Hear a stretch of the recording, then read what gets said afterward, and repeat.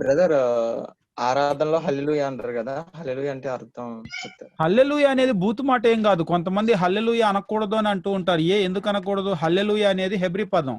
హల్లెలూయా అనేటువంటి మాటకు ప్రభువుని స్తుతించుడు, ఇంగ్లీష్ లో ప్రైజ్ ద లార్డ్ అంటారు కదా, ప్రైజ్ ద లార్డ్ అని అర్థం. ప్రభువుని స్తుతించండి అంటే తప్పు కాదు అది. కొంతమంది హల్లెలూయా అంటే అదేదో బూతు మాటలాగా అమ్మో హల్లెలూయా అంటున్నారు ఏంటని.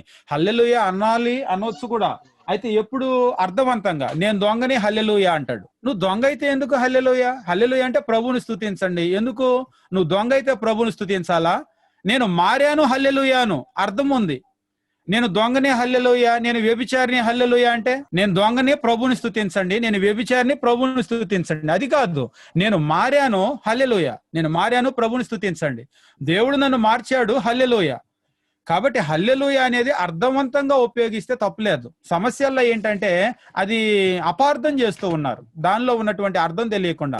మరొకటి ఏంటంటే రెండవది, దాన్ని ఒక ఊత పదం లాగా వాడుతూ ఉన్నారు. ఊత పదం అంటే కొంతమందికి మరలా మరలా మరలా వస్తుంది, అసలు దాని అర్థం తెలియకుండా ఏం చేస్తారంటే మాట మాటకి హల్లెలూయా హల్లెలూయా హల్లెలూయా అని అంటూ ఉంటారు. హల్లెలూయా దేనికి? ఒక అర్థం ఉండాలి కదా, ప్రభువుని స్తుతించాలి. దేనికి స్తుతించాలి?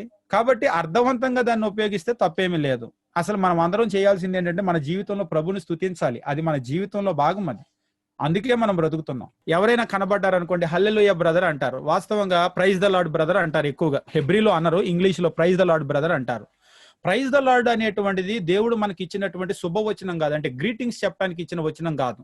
మీరు బైబిల్ అంతా చూడండి, క్రొత్త నిబంధనలో ఒకరికొకడు వందనములు చెప్పొచ్చు. మీరు వందనములు, మీకు వందనములు చెప్పిన వానికే చెప్పిన యెడల మీకేమి ప్రయోజనమో అని చెప్పేసి అంటాడు. అంటే మనం ఒకరినొకరు పలకరించుకోవటానికి దేవుడు మనకి ఇచ్చిన పదం ఏంటంటే వందనాలు. అంటే ఒక్కొక్క నాగరికతలో ఇవాళ మనం బయటికి వెళ్తే ఏమంటామంటే, మనం తెలుగులో ఇది నమస్కారం అంటాం. అలాగ ఒక్కొక్క భాషలో ఒక్కొక్క రకంగా ఉంది. కానీ క్రైస్తవులు ఎలాగ ఒకరినొకరు పలకరించుకోవాలి అని దేవుడు చెప్పాడు అంటే వందనాలు. అది మనకు బైబిల్ చెప్పిన విధానం. అందుకనే బైబిల్ తెలిసిన వాళ్ళు ఏమంటారంటే ఇది వందనాలు అంటారు. ఎందుకంటే అది మనకు దేవుడిచ్చిన గ్రీటింగ్స్ వచనం, శుభవచనం. అంతేగాని మనం పలకరించుకోవటానికి కూడా ప్రైజ్ ద లార్డ్ అనేది దేవుడు ఇచ్చింది కాదు. ప్రైజ్ ద లార్డ్ మీరు కనుక గమనించినట్లయితే ప్రకటన గ్రంథంలో ఉంటుంది, దేవదూతలు చెప్తూ ఉంటారు హల్లెలూయా అని. అంటే ప్రభువుని స్తుతించండి అని మనకు చెప్పారు. మనం చేయాల్సింది ఏంటంటే ప్రభువుని స్తుతించాలి. ఎట్లా అంటే నోటి మాటతో కాదు, మన జీవితాల ద్వారా.